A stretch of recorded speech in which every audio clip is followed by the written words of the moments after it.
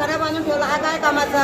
आधी main doctor आहे त्यांनी, आज तो जीव गेला म्हणजे एकच नाही, नेहमी हेच आहे कारण गाडी उभी असताना गाडी मिळाली नाही, माणसं त्याचे आमचे नगर अध्यक्ष एवढे त्याचे हे करत होते किंवा तुम्ही आम्हाला गाडी द्या निदान, हा तो माणूस आमचा स्वतः आमच्या सामने डोळे लावतोय, तर तो आमचा आत्मा काय केला अशी, जर गाडी आम्हाला भेटली असते तर जीव वाचला असता. आज तो दगाला त्यासाठी आम्ही इथं आंदोलन करतोय, डॉक्टरला बोलतो पण डॉक्टर इथं येता नाही आहे, गाडी भरती नाही आहे, कोण 8-2-3 जण राहतात, मेन डॉक्टर नाही आली. यासाठी आमचं हे आंदोलन आहे. जर नाही भरणी झाली तर आम्ही इथं आंदोलन करणार आहे आणि उठणार नाही. धन्यवाद.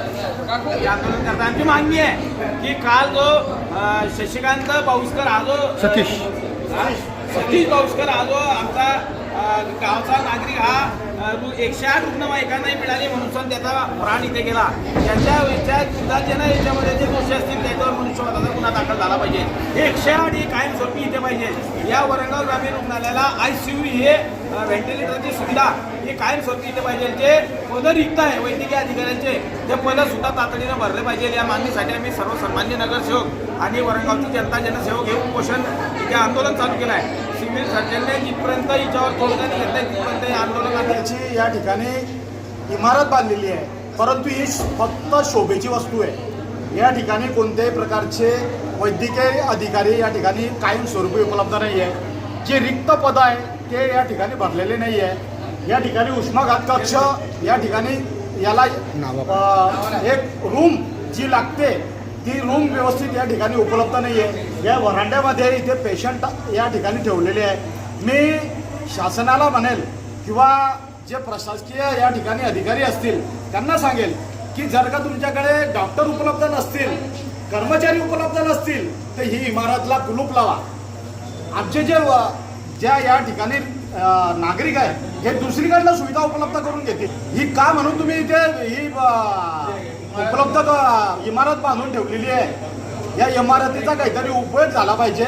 मी सर्वांना या ठिकाणी अधिकाऱ्यांना विनंती करतोय की जो काल या ठिकाणी शशी चौधरी नावाचा सतीश चौधरी नावाचा जो व्यक्ती मेला पाऊसकर, की त्या ठिकाणी जे जैन डॉक्टर आहे त्यांनी रुग्णवाहिका देण्यासाठी टाळाटाळ केली. का म्हणून 1 तास म्हणून त्यांनी हे केलं. या ठिकाणी जर का ICU केंद्र उपलब्ध असतं तर आमचा जो एक धनगर नावाचा जो रितेश धनगर जो तरुण मेला, असे अनेक रुग्ण आहेत की जे या ठिकाणी सुविधा उपलब्ध नसल्यामुळे या ठिकाणी दगावत आहेत. ही जर का एवढी इमारत आहे तर या इमारतीचा काहीतरी गावांना फायदा झाला पाहिजे. आजूबाजूचे जे नागरिक आहेत, जे खेड्यावरचे लोक आहेत त्यांना काहीतरी उपयोग झाला पाहिजे. या इमारतीचा जो उपयोग आहे हे फक्त शोभेसाठी नाही आहे की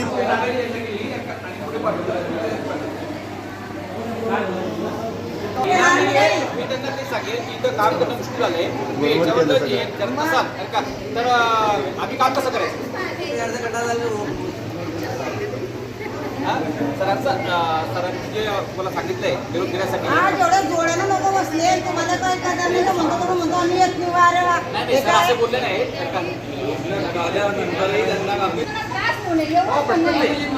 त्यासाठीच माझी विनंती आहे की आता आम्हाला आपलं जे आरोग्याचं काम आहे ते करून द्यावे. सर्वप्रथम लोक आमच्या इथं बसले आम्हाला नाही